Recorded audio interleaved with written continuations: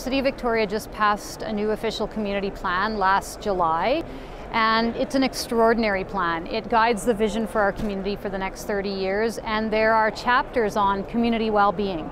There are chapters on food systems. So all of those things that were once thought of as tangential to the responsibility and desire of local government are embedded right there as policy issues in our official community plan. So that's a really exciting beginning. And this is how I got my start coming into City Council. So the City of Victoria, at the time of we need to do a new official community plan, how are we going to do it? Let's ask our citizens what they want. And so I was not an elected official at the time. I was on the Citizens Advisory Committee that advised city staff on how best to engage the public. So kudos to the City of Victoria for saying we're going to ask citizens to recommend to us how they want to be engaged.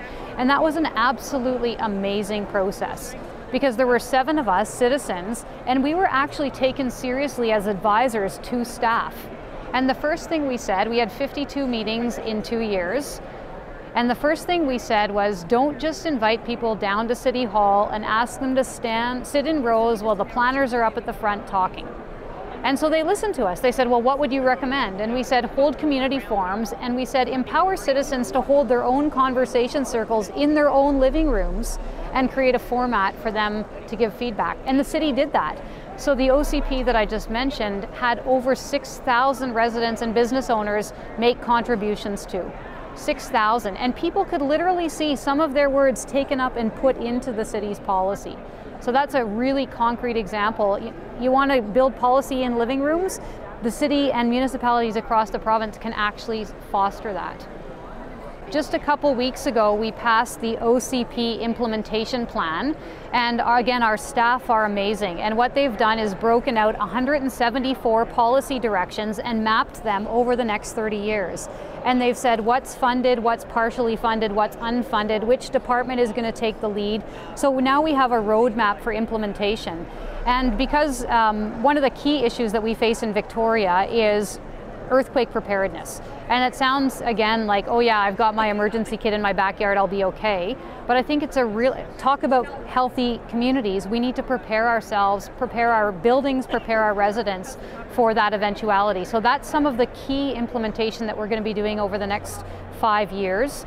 And those are unfortunately some of the key things that are underfunded at this point or even unfunded.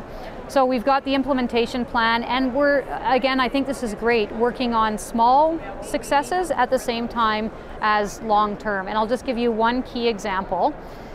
This is not an initiative that was led by the city, but I think the city was a really good partner in this instance.